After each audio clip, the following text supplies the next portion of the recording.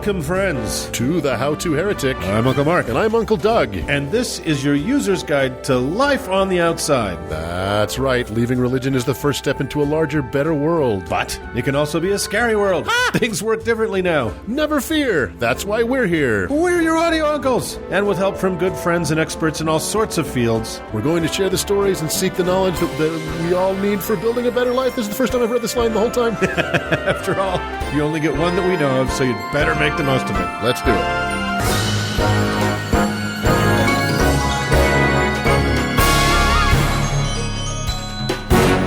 Uncle.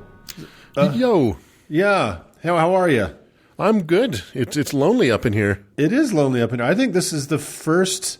You have not done some. I have not done some. But I think this is the first Danless How to Heretic. I think this is the first one in 119 episodes that Uncle Dan has not been in the room. Yeah.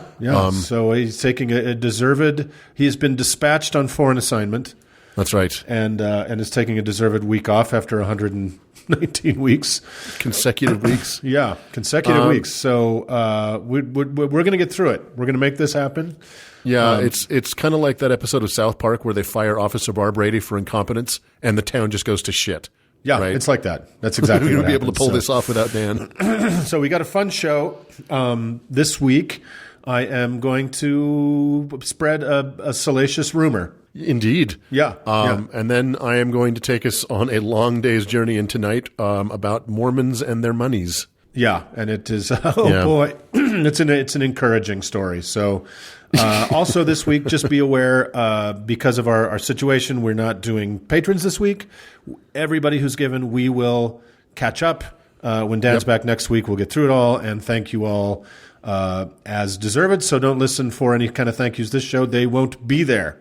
But they will be forthcoming in the week that comes. That's right. So without further ado, let's do a show.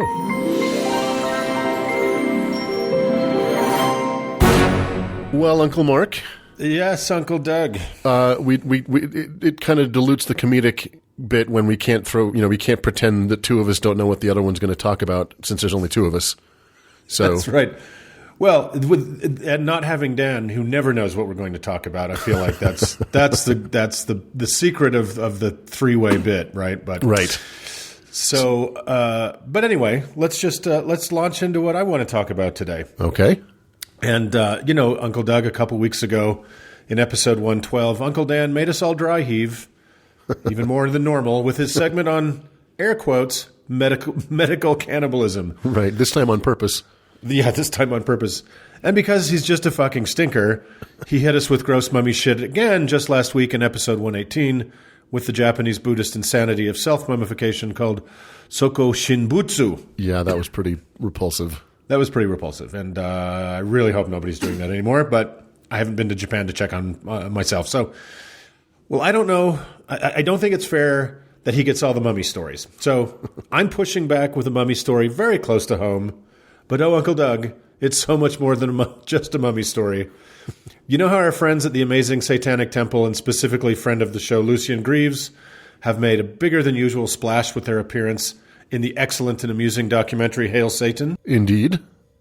People, if you haven't seen it, treat yourself and do see it. It's really great. Yeah, the Satanic Temple are First Amendment heroes, and they're on the side of the angels. So anyway, the hero of my story today was a First Amendment hero on the side of the angels when Lucien was just a glint in Lord Baphomet's eye. and he doesn't get the respect he deserves for his cheeky monkey wrenching of Christian supremacy, so today I want to give it to him. Yeah, he's really the OG, isn't he? He's definitely... there's probably more, but he's just a local hero of sorts. So who is this odd, improbable, but proudly homegrown Utah hero / wonderful weirdo? He was born Claude Rex Newell in 1944, then Corky King for a few years because his stepdad wanted that, then back to Claude Rex Newell until finally becoming Summum Bonum Amun Ra in the portentous year on Spaceship Earth of 1980. But his friends and even your humble narrator, myself, called him Corky Ra. Yeah. So Corky grew up in a little-known church called Mormonism, as pretty much all of us did here behind the Zion Curtain in Utah. And he served an LDS mission and even attended BYU. By the late 1960s, he was married with children, working in construction project management, and living what was by all outward appearances a very happy Mormon family life in a wealthy suburb of Salt Lake called Olympus Cove. Yeah, very wealthy. Yep, not far from here. Mm-hmm. But Corky was stressed out and feeling out of whack. So he'd come home from long days at work and seclude himself in his den. Putting a towel over his head, Corky would close his eyes and breathe deeply, calming himself by emptying his mind and focusing on his breathing. Corky was soon horrified to learn that what he'd been doing was called meditation, a godless heathen practice of the inferior races of the East, according to Corky's Mormon beliefs anyway. So here lied the road to demons, incense, gongs, and ruin. But our brave hero persisted, as it was all that worked to relieve his considerable stresses. His very Mormon wife said, "Fuck that shit," and left with the kids, making Corky dive further into his calming explorations. And on the night of October 29th, 1975, our unassuming project manager suddenly found his consciousness standing in front of a giant pyramid somewhere in the astral plane. Next to it was some kind of flying saucer. He willed himself to pass through its walls. Yeah, of course there was. Wait a minute. What do they need all that parking if it's not for a flying saucer? So he willed himself to pass through its wall and found himself in the presence of higher beings he called Summa. They force-pushed some super-lit info into his big brain about life, the universe, and everything, then dumped him back on his couch in his bachelor pad in Sugar House without even so much as the classic anal probe, thank you very much. So Corky went back to the flying saucer on the regular, and before long, he did what any of history's great prophets did at this point on their journeys. He went to the Internal Revenue Service to register his prophetic externalization as a 501c3 tax-exempt nonprofit. So he says, we called ourselves a philosophy, but the IRS called us a church. So a church they became, and a nonprofit one to boot, which you may detect will become a theme on today's show. Yeah, no doubt. In addition to meditation and transdimensional day tripping, Corky and his flock are really into the whole Egyptian pantheon, which explains at least a small part of the name Corky legally adopted soon after founding his church, Summum Bonum Amun-Ra, that part being the Amun-Ra part. Keen listeners or any practicing Egyptian pantheists will know that Amun-Ra is the union of two ancient Egyptian sun gods into a single god of the sun, the king or pharaoh, if you will, of the Egyptian pantheon. Yeah. The other part of the name is certainly interesting as well, Summum Bonum being Latin for the highest good. And that's been a term in philosophy and ethics since Cicero. So Summum Bonum Amun-Ra, or highest good sun god, rose phoenix-like out of the humble husk of construction project manager Corky Newell. Go big or go home, yeah, right. Ra famously probably never said. So Corky the sun god started a student group, sorry, that was hard to say, at the University of Utah and claimed to have had 20,000 members join up. Seems like a lot. At the time, that was probably like half the student body of the University of Utah. Exactly. Right? So it seems like a lot, but who knows? One member described becoming interested in the group when he found a Summum business card on his windshield after coming out of seeing Close Encounters of the Third Kind, because of course. Yeah. So time goes by, and eventually Corky, the highest good sun god, found his footing on an unassuming piece of freeway-adjacent property off of 9th South and 7th West, right here in Salt Lake City, where he erected his glorious 26-foot-high pyramid, complete with anodized aluminum siding and a super cool door hinged at the top so he could open it with a garage door opener. And it is still there today for all to see, as is Corky. More on that in a bit. Yeah, and I love that door. It's so spaceship. It's fantastic. It's perfect. So cool pyramids, Ra, Horus, Set, all great stuff. But what do the Summum actually believe? I'm glad you asked, Uncle Doug. Why not let them tell us what they believe via their 7 amazing aphorisms? So, number 1, in all caps, Summum is mind, comma, thought, the universe is a mental creation. Number 2, as above, so below. As below, so above. All right. Okay, that was a bit of a waste of one of your 7. You only got 7. Well, it's not even a full haiku, but anyway, it's number 3. Nothing rests. Everything moves. Everything vibrates. Number 4. Okay. Everything is dual. Everything has an opposing point. Everything has its pair of opposites. Like and unlike are the same. Opposites are identical in nature, but different in degree. Extremes bond. All truths are but partial truths. All paradoxes may be reconciled. A lot going on in number 4. Holy There's cow. a lot. Yeah. Yeah. Number 5. Everything flows out and in. Everything has its season. All things rise and fall. The pendulum swing expresses itself in everything. The measure of the swing to the right is the measure of the swing to the left. Rhythm compensates. Okay. 5's got a lot going on too. Okay. Number 6. Every cause has its effect. Every effect has its cause. Everything happens according to law. Chance is just a name for law not recognized. There are many fields of causation, but nothing escapes the law of density. That's good. I'm really struggling to figure out what these people believe. Well, it doesn't matter. Number 7. This is also very problematic, but we're not going to bother too much with it. Number 7. Gender is everything. Everything has its masculine and feminine principles. Gender manifests on all levels. Okay. There's plenty to talk about there.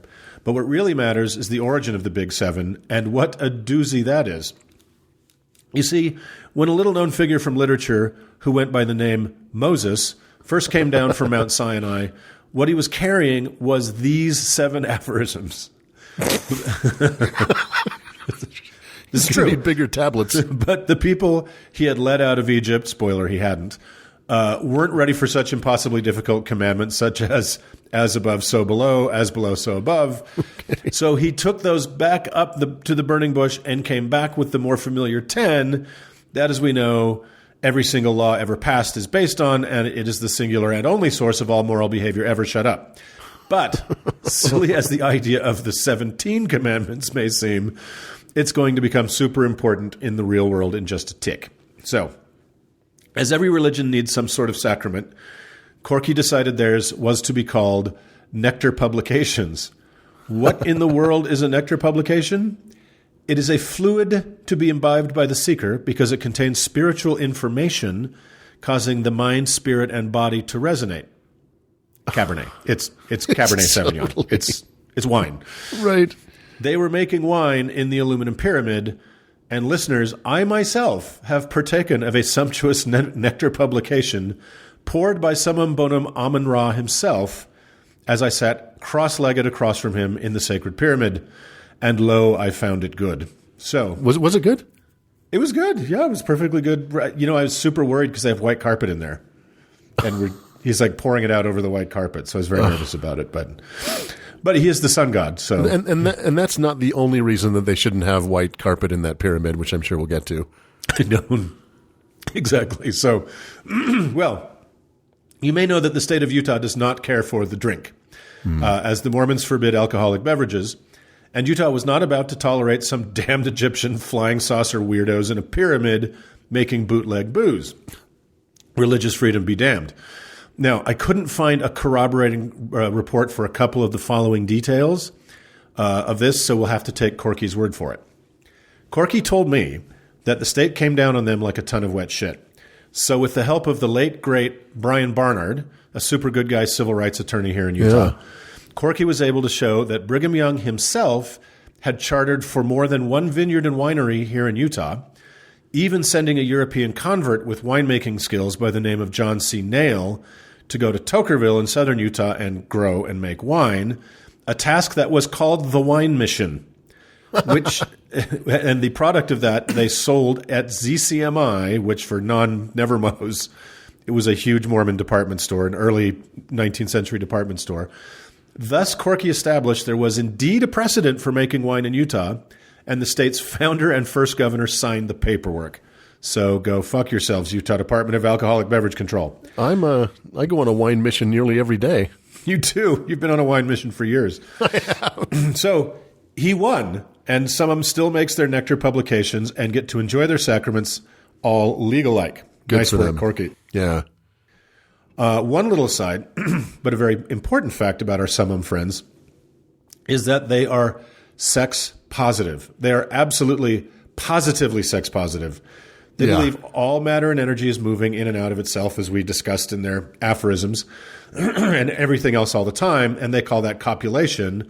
So why not do what the atoms are doing and fuck? Yeah. So they even have a self-published book about their tantric Egyptian meditation fucking, and you can buy their myrrh, which is their own branded lube, at the Blue Boutique here in Salt Lake City. So there's that. So Corky gave me a copy of their sex book, but I think I lost it, which is a bummer because the illustrations are amazing. You know what I don't look for in my lube? Artisanship. I want it made in an industrial plant somewhere. I don't want it made down the street. You want like a hipster making stone ground lube for you, like the old-fashioned way. So their sex positivity seems to have even crossed into the miraculous, and believers swear Corky caused remote, fully clothed intercourse and pregnancies to occur between male and female people across the room from each other. Wow. What's the point of that? Like, here's the end result with none of the fun part. Exactly. You're welcome. You don't even need lube for that. So, remember how I told you that Corky Raw taught that Summum's 7 aphorisms were literally the original set of Moses' commandments, and that the 10 were just the easier part for the idol-worshipping Jews to understand and live by? Well, this gets us into the same merry prankster territory as the Satanic Temple I mentioned at the top of the story.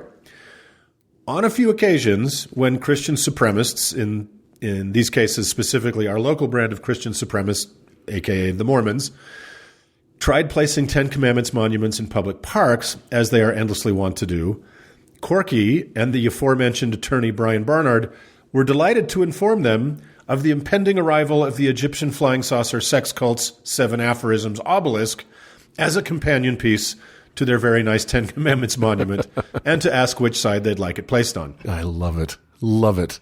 Yeah, and in all but one case, the always very clever 10 Commandments fetishists said, "Oh yeah, weirdos? Well, guess what? We aren't going to put our monument on public land after all. You can't put your dumb obelisk there neither, you stupid freaks." And in the last case, Corky and Brian Barnard fought the city of Pleasant Grove all the way to the U.S. Supreme Court, where they unfortunately but predictably lost because of the arch religiosity of its hyper-conservative majority. But hats off nonetheless to our favorite horny, nectar-drunk, trans-dimensional monkey wrencher and First Amendment hero, Summum, Bonum, Ammon, Corky, motherfucking Raw. Amen. And the other really important thing to know about the Summum is that they take this Egyptian thing pretty far. Yes. To and beyond the grave far. That far. So, the Summum religion is the only legally licensed mummification outfit in the world. Wow. That's right. In addition to winemaking and 10 Commandments preventing and lube making, that little aluminum pyramid just off Night South can legally mummify you in the ancient ways if first you consent prior to death, which just seems like good manners, and your check for $70,000 U.S. clears. That is so crazy. It's so crazy. And if you feel like you want to put a little bit of an Egyptian twist on Stephen King's horror classic Pet Sematary, they can do your beloved cat or dog as well. I know I should have thought to do this segment before Christmas, but you can have your friend's cat mummified in time for Christmas next year. So I think that's why Doug was saying maybe they shouldn't have white carpet in their pyramid. Well, it's the mummification, the winemaking, and the orgies. All of those you don't really want white carpet for. It's a very fluid-based religion, let's just say. There's a lot of drippings. And that brings us full circle to our friend Corky. Sadly, the return of the sun god Amun-Ra died suddenly in 2008. But in an amazing display of committing to the bit, he was himself mummified in the ancient ways by his beloved wife and his followers. He now stands in the pyramid encased in a gold-leafed sarcophagus, his preserved body serving, as he believed, as a guidepost for his trans-dimensional journey into the next very Egyptian-themed dimension of pure sex. So good journey, Summum, Bonum, Amun-Ra. Good journey. But let us not leave this improbable, very weird, and wonderful group of sex-havers and pranksters without indulging in a most excellent rumor that has circulated in the ether of our fair city and was soft confirmed to me by a couple of people who might have had awareness of such a thing happening if it indeed happened. Now, oh boy. This is a bit irresponsible because it's a rumor, but it's so juicy and wonderful, and it just fits this thing like a glove. Why should we start telling the truth now? On June 25th, 2009, another king died. That being the king of pop, Michael Joseph Jackson. Oh, boy. The world was saddened, but not really shocked by the passing of this troubled superstar via his quack doctor wrongly administering the very powerful anesthetic propofol. Yet his public memorial, Jackson's public memorial, staged at the Staples Center in Los Angeles and broadcast worldwide, was not until 2 weeks later. Now, one could easily assume the body was being held by the medical examiner as it was a suspicious death and criminal charges would be brought. Right. But what if that wasn't the case? There's rumor of a late-night, very hush-hush private flight into Salt Lake City Airport and a van that met it to receive a large package. The rumor is that van went directly to the Summum compound on 9th South and 7th West. Am I inferring that Michael Jackson was mummified next to the 9th South Interstate I-15 overpass? Maybe. Would it surprise a single person listening to this podcast based on what we know about Jackson? I would guess absolutely not. Again, you can't tell me who you heard this from, obviously, or you certainly can't do it on air. But no, I cannot. Is it an actually reliable source? On everything else I've ever known them for, yes. So again, it's pure rumor, but we'd love to hear from anyone who might know if Summum sent Jackson to live forever in his "Do You Remember the Time" video. So that's Summum, Doug. Corky has vibrated off to the galaxy of fuck, but the wine and the lube and the mummified cats and the Corky's Raw are all still there. You can even go to their website at Summum, SUMMUM.org. Or next time you're in a park anywhere in Utah other than Pleasant fucking Grove, you may have Corky to thank for it being free of a useless list of old scolds from Deuteronomy chiseled in stone. What a story, man. It's so strange. That's Utah, people. Yep. So, all right. Well, let's move on. Let's move on.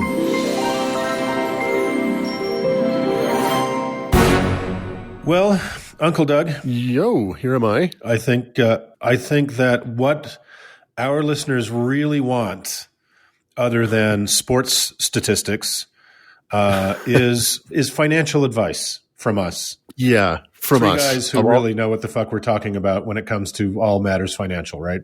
Exactly. Yeah.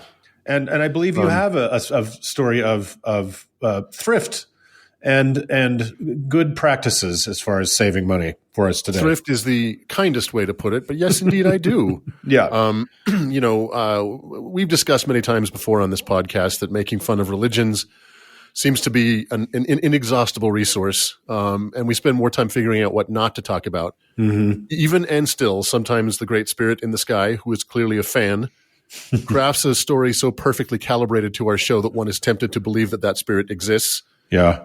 Such was the case last week when this headline dropped in the Washington Post like Scrooge McDuck belly flopping in his pool of gold. Quote, Mormon Church has misled members on $100 billion tax-exempt investment fund, whistleblower alleges.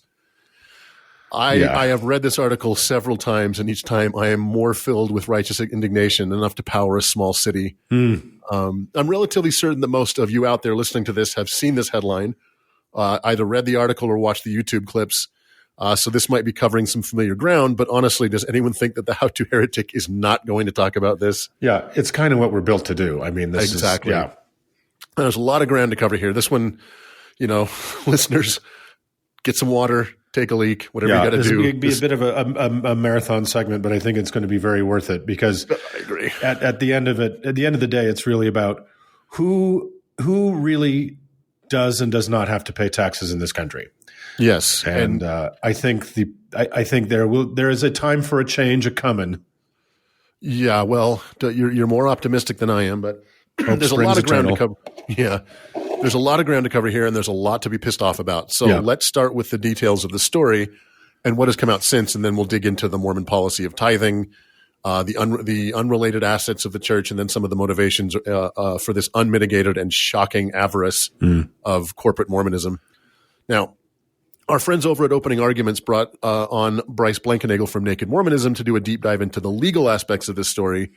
And we may indeed do that in the future. So I want to focus more on the history and context of this insanity. Yeah, we're going to bring a legal expert on to talk about that aspect for sure. We'll touch on it, but we are definitely not attorneys. So this Post article is based on a whistleblower complaint from a 41-year-old portfolio manager named David A. Nielsen. I'm not doxing him.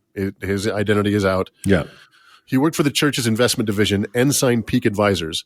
He had help preparing this complaint from his twin brother, Lars. We'll talk a little bit about that. The very fact that a religious institution requires an investment division is the first of many red flags we'll talk about today. Ensign Peak, by the way, is a middling minor peak in the mountains to the northeast of Salt Lake, where Brigham Young hiked up to in 1847 to get his first look at the Salt Lake Valley. So Ensign Peak Advisors has only one client, the Mormon Church. As far as I can tell, it does not have a website. It employs around 20 people and was formed in late 1997. That date will become very relevant in a minute. Ensign Peak is registered as a supporting organization and integrated auxiliary of the church. So technically a 501c3 nonprofit organization, so tax exempt. This exemption, however, requires that Ensign Peak operate exclusively for religious, educational, or other charitable purposes. The main thrust of the Nielsen brothers' complaint is that the church has not met these requirements, and boy howdy do they seem to have a point. As we'll discuss, and because this is America, the church may not have violated any laws or may be able to maneuver their way out of trouble if they did. But a provision of IRS law is that whistleblowers can get a sizable percentage of monies recovered by the IRS. Whether this is the primary motivation for the Nielsen brothers is not relevant technically, but it seems that their disgust with this is the same as ours. Yeah. In resigning from Ensign Peak, David stated in a letter that his employment had become unworkable since his wife and children had left the church and wanted him to follow. It seems that being witness to truly historic graft and dishonesty by his church probably didn't help either. Right. Interestingly, the complaint was filed with the IRS in November, but Lars decided to leak it to the Post and come forward without David's permission or approval. Yeah. I really hope that David is okay and that the brothers can reconcile, because bringing this to the public's attention was a true act of bravery. Yeah. Oh, very much so. The complaint claims that when Ensign Peak Advisors was founded in 1997, the church's portfolio, so think of it like cash, basically, was around $12 billion, and that now it is in excess of $100 billion. The reason that there needed to be a leak in the first place... this one fund. This one fund. One fund. We're not talking about all the church's money. We're talking about one fund. And we'll talk about all the church's money, which is an unknown quantity. Sure. But it is a large. The reason there needed to be a leak in the first place was that 22 years ago, the Mormon Church, who at the time liked to brag about its wealth, went quiet and closed their books. The reason for this was an August 1997 cover article in Time called Kingdom Come, with a picture of on the cover of the Salt Lake Temple with Mormons ink splashed over it. You remember that? Yeah. Mormons INC period. Exactly. Yeah. The article, especially for a religion with so many... They're not squids. They don't spray ink. That's an ugly rumor, and I don't want people to keep spreading it. Stop it. Right. It's an We're ugly putting rumor. a stop to it.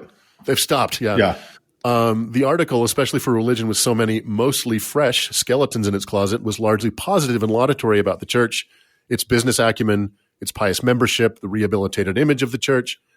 It tread very lightly on some troublesome Mormon beliefs and controversies, and quoted then President Gordon B. Hinckley extensively. I was in the process of leaving Mormonism at the time, but I remember that for Mormons, this article was seen as a smashing success. It almost only could have been worse. Yeah, because Mormonism has always been chasing this perception of total legitimacy. Yes. And more American than Americans, right? That they are. Yeah, exactly. And so any good press that they can foster like that just makes them ecstatic. Exactly. Yeah. But in the article, it did claim that at the time, again, 1997, the church had over $30 billion in assets, an annual gross income of $6 billion, and a total investment portfolio of $12 billion. For reasons that we now know, someone in the upper echelons of the church did not like having the church's financial status in public view. And so only months after this story ran, the church formed Ensign Peak Advisors to handle their finances and stop disclosing financial information.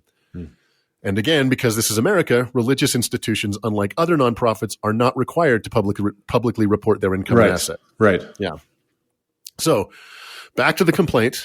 It claims that the church takes in $7 billion in tithing revenue alone. That $6 billion in gross income from the Times article was tithing and all other income. Right. However, the tithing portion of that $6 billion back in 1997 was $5.2 billion. Wow. So I just want to plant a little flag here. If both the Times article and the whistleblower complaint are to be believed, the church's tithing income only rose $1.8 billion, or 24% in 22 years, while its membership rose by 41% over that same period. So this can only mean one of three things. The church is massively underreporting its revenue, massively overreporting its membership, or the vast majority of new members are from such poverty-stricken regions that their tithes are well behind the portion of the church living in developed countries. I think all three of those things are true. It could be all three. Yeah, right, exactly. That's whistleblowers and people that have left the membership records department, right, have kind of intimated it's under 10 million is the active membership. And of course, the Mormons always claim 15 million, but yeah. So the complaint alleges that of the $7 billion in tithing income, which does not include any revenue from the church's vast business empire, which we will talk about, $6 billion is used to cover annual operating costs, and the remaining $1 billion is transferred to Ensign Peak Advisors for investment purposes. Two things I want to talk about for a second: the church's tithing policy and the $6 billion in annual operating costs. So first, as our ex-Mormon listeners know, Mormons are required to pay 10% of their gross pre-tax, pre-expense income to the church in tithing. This is not a recommendation. At the end of each year, so basically right now, every Mormon that wishes to be in good standing meets with their local bishop, which is the equivalent of a parish priest, and basically has to demonstrate that they have paid a full tithe and settle up if they haven't. Yeah. So you can't go to heaven if you don't pay your tithing. That's it. No, it's fundamental. You want to see Jesus? It's going to cost you this much. That's it. Exactly. It's that simple, right?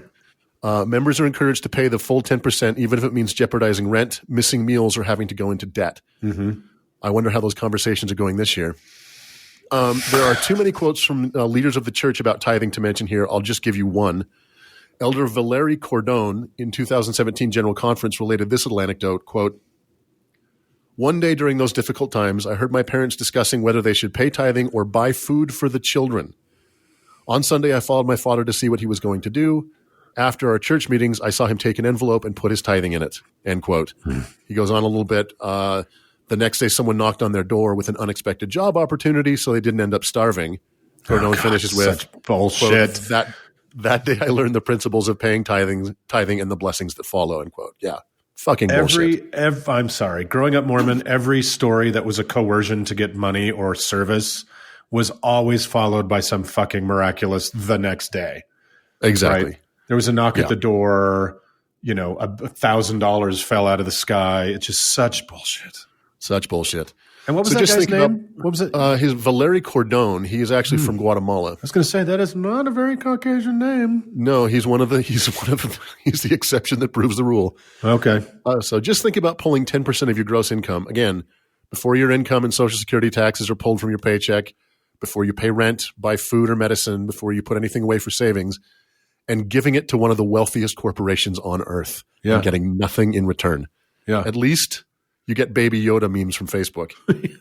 Yeah.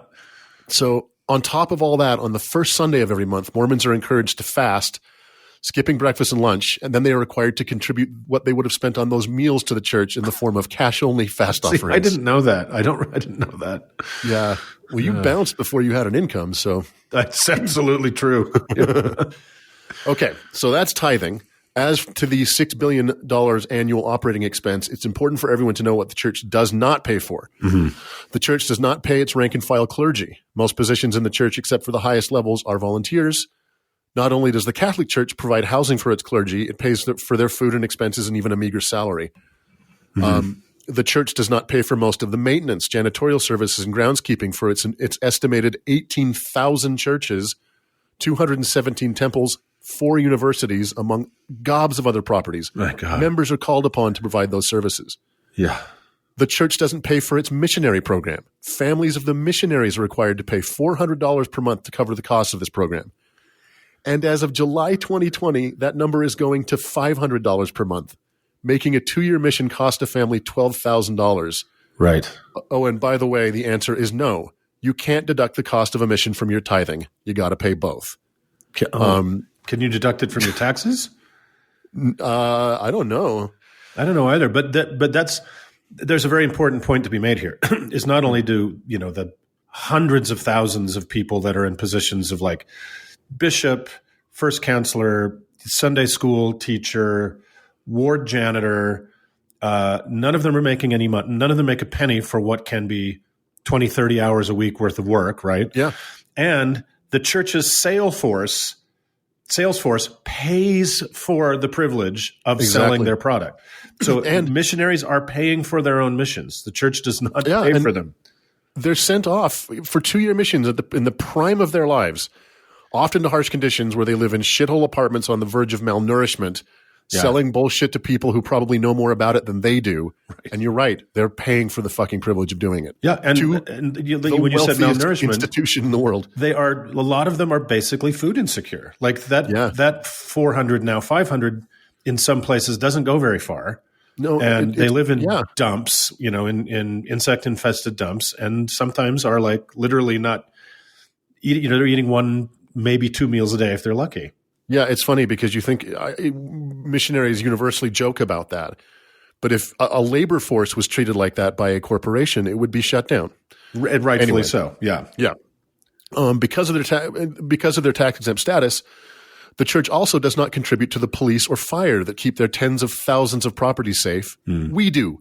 Right. I'm going to go full Elizabeth Warren here. Right. The church does not pay to maintain the roads, water treatment, electrical grid, and educational system that enables their members to make the money that this racket skims 10% off the top of. Right. It does not pay for the judicial system that it avails itself so often. Mm-hmm. We pay for all of that. Mm-hmm. None of these costs are included in the church's $6 billion annual operating budget. This budget includes all development, maintenance, social welfare and relief, education, and the meager overhead for the few paid employees, and of course, the far more lavish pay for the general authorities. So, nice. So the church started with a $12 billion portfolio in 1997, which was an astounding amount of money at the time, and that has been squirreling its net tithing income to Ensign Peak, which has grown that amount to over $100 billion tax-free dollars. And according to the complaint, they have dispersed none of that money to any religious, educational, or charitable activity in those intervening 22 years. Mm-hmm. They are just sitting on it like Smaug in The Hobbit. The church has, however, on 2 occasions, parted ways with a small amount of their filthy lucre. In 2009, the church-owned insurance firm Beneficial Life was teetering because it had gone in big on mortgage-backed securities. Excuse me. Another church-owned property, Deseret Management, injected $594 million into Beneficial Life. Wow. The church claimed that no tithing monies were used to bail out that firm. But which is clearly a lie, right? Yeah. According to the complaint, right before that cash injection, $600 million was withdrawn from Ensign Peak, making that the first withdrawal from that account. I'm sure there's a perfectly legitimate explanation for that coincidence that does not involve illegal acts or dishonesty. Right. Even after that bailout, Beneficial Life terminated the vast majority of its employees. Then between 2009 and 2014, Ensign Peak pumped $1.4 billion in several installment payments into the City Creek Mall that the church partly owns. The mall was hit by the financial crisis as well and has been struggling due to online retailing. Mm-hmm. So it seems that God's one true religion was unable to predict the real estate bubble or the rise of Amazon. Yeah, and let's just talk about this mall for half a second. This is it basically 2 full city blocks of downtown Salt Lake City? Yeah, it's enormous. This is an enormous piece of – and Salt Lake City blocks are huge, right? Yeah. So this is God knows how many square feet, and it includes office towers. It includes residential towers. Mm-hmm. So it's not just like the little mall out on the edge of town. This is a massive, massive facility. Yeah, and ostentatious also, and when with a retractable roof and rules, and even though it is open to the public, and it is a tax-free facility because it is church property, there are also posted rules about showing same-sex attraction. Yep. So it is just shit in every conceivable way. When the mall was proposed back in 2003, the church took some criticism that shopping malls didn't seem to dovetail with the core mission of building up the kingdom of God. Mm-hmm. So then President Gordon B. Hinckley once again promised that no tithing monies would be used for the development of this project. But to be fair, he never said tithing monies wouldn't be used to bail it out. So there. I just want to add one more detail. Being a partially owned, church-owned business, the mall is not open on Sundays. You could see that trying to get major retailers like Banana Republic or Apple to come to your mall when they would lose out on one of their biggest shopping days of the week would be a tough sell. No worries, said the church. Come to City Creek and we will discount your rent commensurate with your lost revenue. Yeah, we'll buy your Sundays out. Yeah, basically we'll buy your Sundays out. Again, sitting on $100 billion, crushing their members to pay what meager monies they have. And not for nothing, but the City Creek Mall basically devastated another mall, another local mall only a couple miles away by recruiting all of the big money retailers. So, toss that on the pile. Yeah. Before we talk about how just mind-blowingly massive this amount of money is, let's talk for a second about the Mormon Church's assets, which are not included in that $100 billion and may very well eclipse it. So, like I mentioned before, the church owns over 18,000 church houses around the world, and in almost every case owns the properties free and clear. Wow. Some of these parcels are quite small. Some are quite large. The church owns 217 temples on some of the most prime real estate in some of the most expensive markets in the world. Yeah. Each of these parcels is large, some encompassing several city blocks. The one in Los Angeles and Santa Monica, you cannot believe it is on acres and acres and acres of land. It's unbelievable. One of the most expensive real estate markets in the country. Yeah, Mormon temples grace prominent, often freeway-adjacent parcels in nearly every city in Utah, as well as Los Angeles, San Diego, Washington, D.C., Hawaii, Alberta, Paris, Rome, Mexico City, Sao Paulo, London, Kyiv, Melbourne, Seoul, and Tokyo, for example. Right. The church owns Deseret Cattle and Citrus Ranch, the largest cattle ranch in the United States, which comprises 290,000 acres, or 2% of the state of Florida, making the church the largest private landowner in that state. Mm-hmm. The church owns Ag Reserves, the largest nut producer in the U.S. The church owns 4 universities, BYU in Provo, BYU Idaho in Rexburg, BYU Hawaii, and the LDS Business College here in Salt Lake City. The church owns majority holdings in the aforementioned Beneficial Life Group, Bonneville International, the 14th largest radio chain in America, the Deseret News, the second largest newspaper in Utah. According to Mormon Leaks, there are 13 LLCs whose domains are hosted by church servers. I won't read them all, but here's a taste. Ashmore Wealth Management, Clifton Park Capital Management, Cortland Advisors, Elk Fork Partners, Green Valley Investors, Triverton Asset Management, etc. These 13 LLCs in 2017 had a combined... a lot of those sound like investment funds. Exactly. Yeah. But those 13 LLCs in 2017 had a combined value of $32.7 billion. Just that little piece. The church owns high-rise apartment buildings in Salt Lake, Dallas, and Philadelphia. Like we've talked about, the church is part owner in the $2 billion City Creek Mall. The church owns farms, ranches, orchards, flour mills, timber mills, tourist resorts, clothing companies, transportation companies, television stations, banks, mortgage companies, restaurants. The list goes on and on. The church owns massive tracts of land and associated businesses totaling more than 1 million acres spread across the globe in the U.S., Canada, Mexico, Brazil, Australia, and England, just for example. Jesus Christ. And the church owns a particularly strange 14,465 acre tract of land in Jackson County, Missouri, which, according to Mormon lore, is the site of the original Garden of Eden and will be the site of the Second Coming. More on that in a minute. Wait, how much land? 14,465 acres in Jackson County. Oh, my God. No one truly knows the breadth and depth of the Mormon Empire. And when I say no one, that might actually be true. We'll talk about the extraordinary secrecy associated with the church's finances in a minute. But as far as its assets, I am only scratching the surface. Right. So let's go back to the $100 billion that Ensign Peak Advisors is sitting on. Uncle Mark, you were tweeting about this the other day. Can you give us some context here on the size of that nut? Yeah. So I think, for anyone who isn't sitting on this hoard of money, and maybe even those who are, it is so difficult to wrap your head around the power that this money represents in a world where things are based on money. Right. So here's just some examples, just simple stuff I just Googled to figure out what this money represents. So $100 billion. Yeah. NASA's annual operating budget is $25 billion, right? So, and for $25 billion, we can put fucking probes on Mars and shoot shit past Pluto, right? Right. For a quarter of that fund, we can do that shit. The Coast Guard, good guys who, protect the coast and pluck people off sinking ships and shit like that. Their annual budget is just over $11 billion. Wow. The Centers for Disease Control, the guys that struggle to keep Ebola away and keep World War Z from actually happening, have to do it with $11 billion a year. So this fund is 10 times bigger than that. You ever seen the Golden Gate Bridge? Stunning, right? Beautiful. A massive public works project that is a defining symbol of American civilization in a country with collapsing infrastructure that in today's dollars would be $1.5 billion to build. Fuck off. This fund could build 4.5 Golden Gate bridges every year just on the interest it accrues without taking a penny from the $100 billion. Jesus. The United States Sovereign Wealth Fund, a huge pile of cash that the U.S., like most other countries, have for different sorts of investments. Big investment fund, by somebody with a lot of fucking resources, is just $150 billion.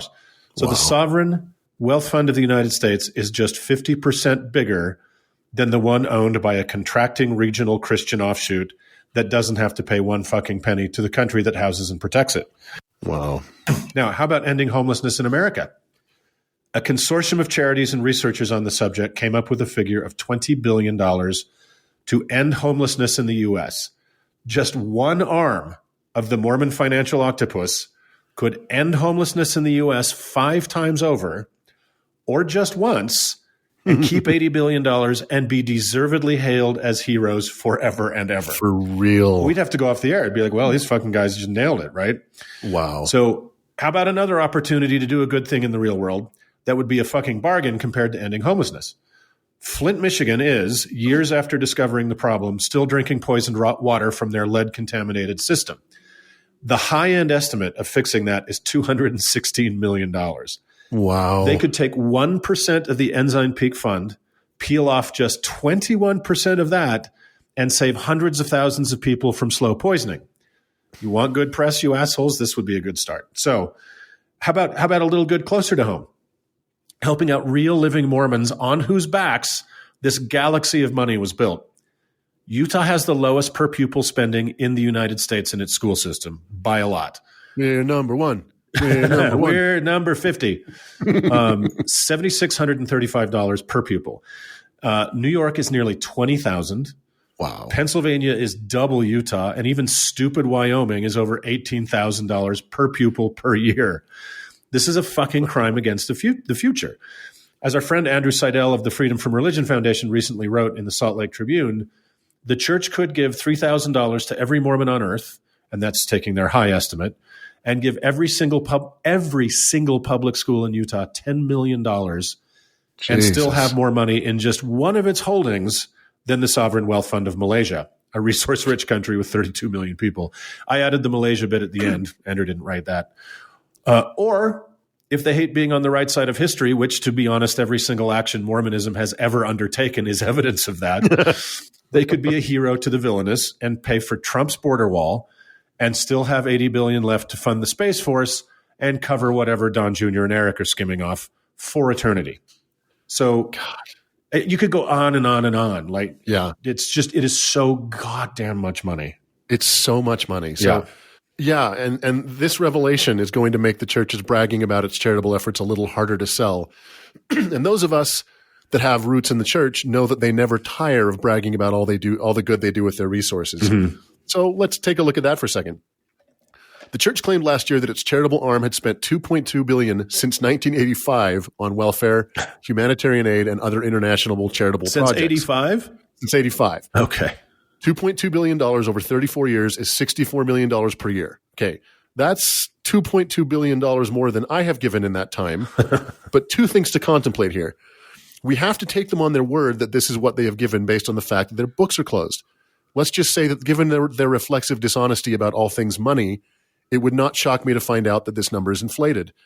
In fact, in 2012, Bloomberg estimated the church's annual charitable giving at $52 million, not $64. But let's take them at their word that at $64 million, compared to just their tithing income alone, it amounts to less than 1% of their gross income. Mm-hmm. Well, let's step back a bit and add a wee bit more context and a whole lot more money. Going further, if we assume that the gross revenue number is correct and that the Ensign Peak portfolio is correct, and we further assume that the current assets of the church, including property, business holdings, and related income, is only worth $50 billion, which seems naively and comically conservative. Right. That's $157 billion in revenue and assets the church has right now, making that $64 million of annual charitable income less than 0.04%, basically a rounding error. Yeah. Like not 1%, 0.04%. Right. And let me just jump in here quick. And people can go, oh, fuck you. They're good at saving money. Sure, they're great at saving money, but they don't pay, as Doug mentioned, they don't pay for any public good. Right. And the point of being a 501c3 is that you are providing a public good, not a private good. Right. So a private good would be what they provide to their members through religious services or spiritual blah, blah, blah. That's not the point of a 501c3. Exactly. It has to be providing something for people that are not members of its club. And they don't. They don't. Yeah. And not only do they not provide a service, they don't pay the taxes that keep this society running. Right. All right. Let's talk about the secrecy surrounding all this wealth. According to the complaint, only 4 senior Ensign Peak executives are permitted to see the company's full financial statements. The complaint details several incidents that show the lengths that Ensign Peak is willing to go to keep this under wraps. One is an account of Apostle Boyd K. Packer, who was equal parts powerful and awful, and was the president of the Quorum of the 12 Apostles at the time, going to Ensign Peak to demand to know how much money it had amassed, and they turned him away. Right.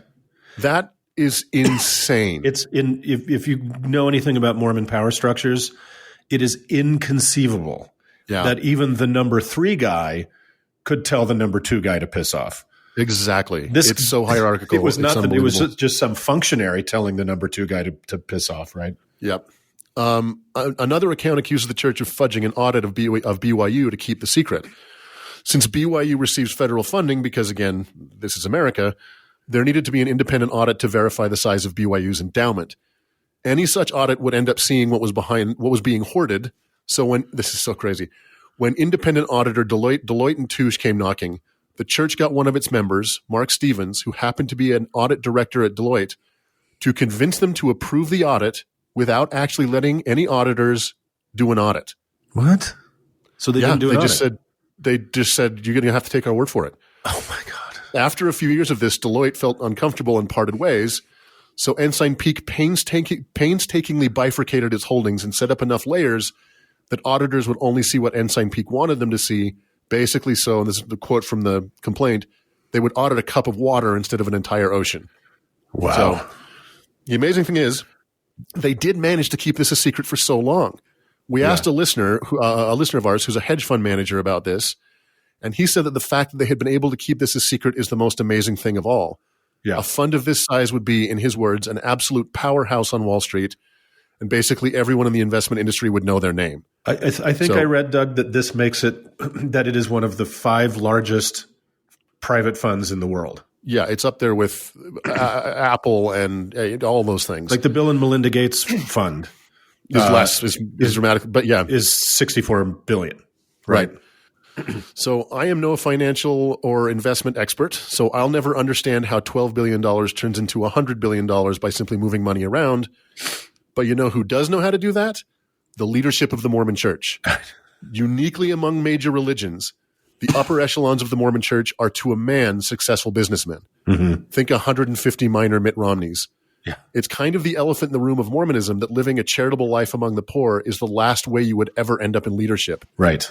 Conversely, becoming a robber baron almost guarantees you a spot. They are very into what is essentially the prosperity gospel. Yes. Right. And we were told this pretty bluntly when we were kids. If you remember this, Doug, that financial success was a reflection of spiritual success. I remember the boat wars in our neighborhoods when neighbors were buying bigger and bigger boats to compete with each other. Yeah. So this gaggle of corporate raiders run an enormous corporation with a free labor force, $7 billion in tax-exempt income, and an advertising and sales department that's paying to do the work. Mm-hmm. Of course, they're going to turn a profit. Yeah. One thing that bears mentioning is that the Mormon Church was founded on greed. It's its prime directive. I'm not being mean here. Joseph Smith, Sidney Rigdon, and Oliver Cowdery wrote the Book of Mormon to make a quick buck on the gullibility of the burned-over district.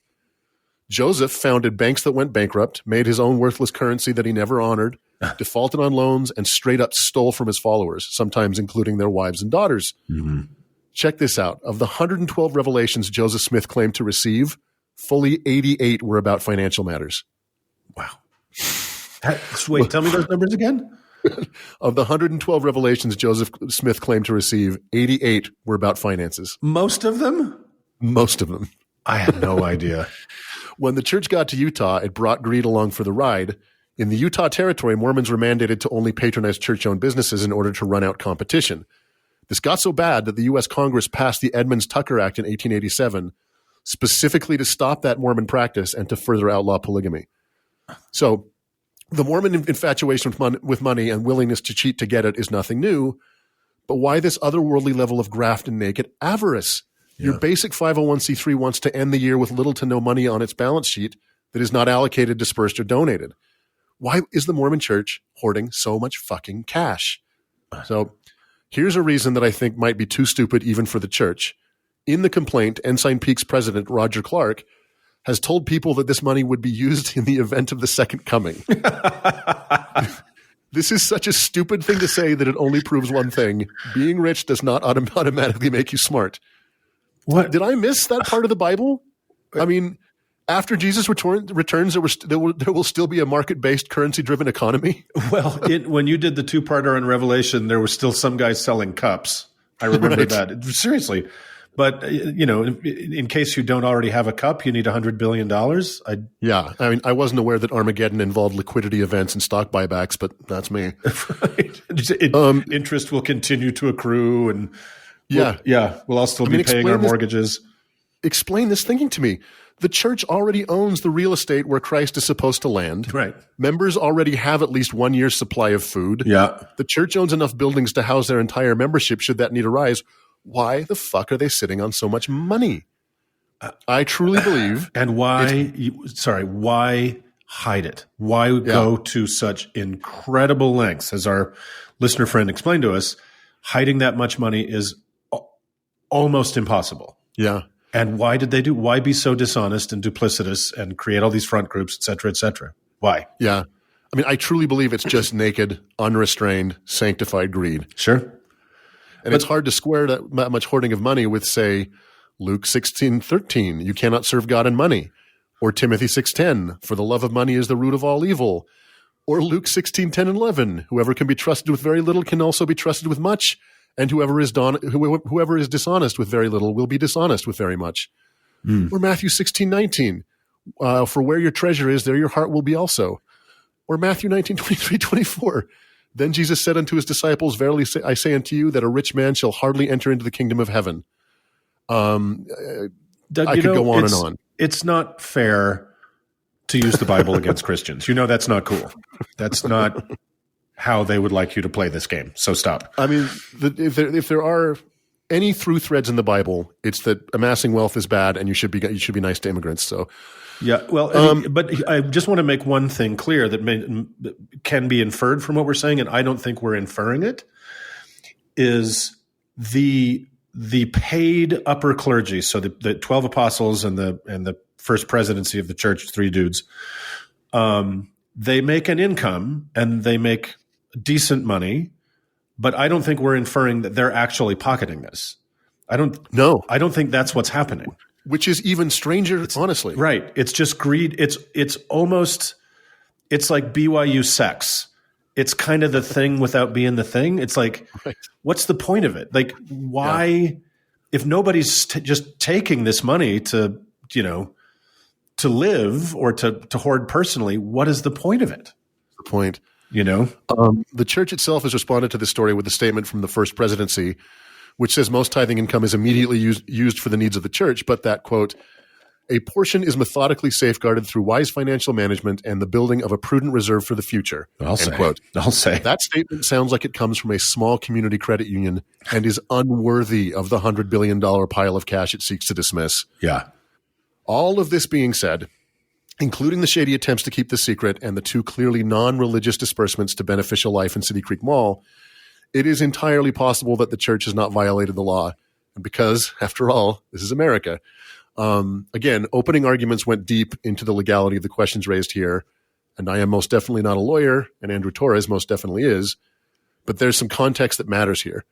According to the applicable law, 26 USC 501c3, which is where nonprofits get their name, religious nonprofits are required to operate exclusively for religious, educational, or other charitable purposes, which it seems pretty clear Ensign Peak is not doing. Mm-hmm.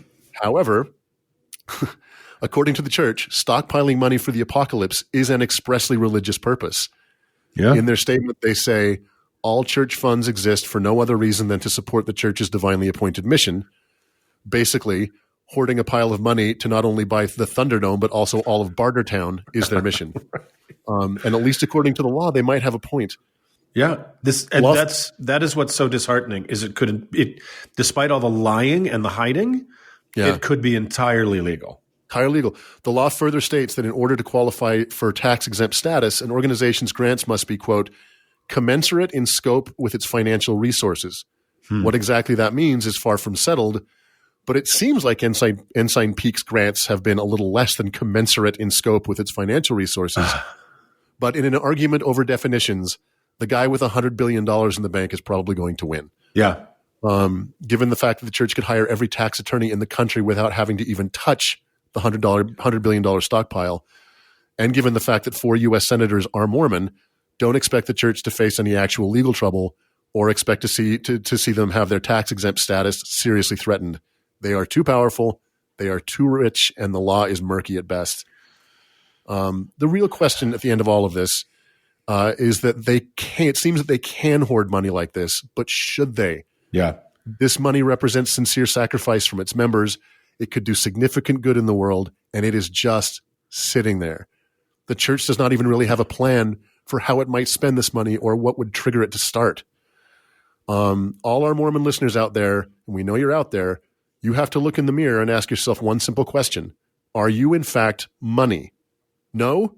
Well, I'm afraid the leadership of the church does not care about you. If you look in the mirror and George Washington is not staring back at you, get the fuck out of there. George Washington is Benjamin Franklin. Think of it as a matter of priorities, like you said, Uncle Mark, when we were talking about this the other day. They could solve myriad problems in the world and in their local community, and every day they don't. Yeah. So they get up every morning and they don't do it. Yep.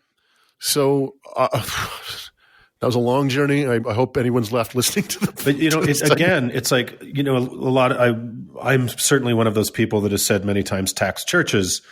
When I want to add a little nuance to that. If a church wants to be a 501c3 and do public good in exchange for not paying taxes, right? I will never be in a position where I don't have to pay taxes. And that's how I buy civilization, right? That's how I get the things that civilization provides me. It buys the good things and the bad things, right? The roads and the bombs. But if churches if they were transparent and they could demonstrate through auditing the public good they were doing, right, and we could all go, wow, they are doing public good. They are feeding X number of people. They are providing this. I think that would be a great start. And then they could remain tax-free. But for some reason, they don't have to do what every other 501c3 has to do and prove themselves as a public good. I'm against it. Well, we got through it. It's the more you think about it, the more you contextualize it, the worse it gets. Yeah. It's disgusting, naked, awful, avarice. Avarice. Pure avarice. And again, because I don't think any of them are really personally profiting from it, it's even weirder. Right? Yeah, truly. It's just for the love of money. Yep, for the love of money. All right, well, with that depressing shit, let's move on. Moving on.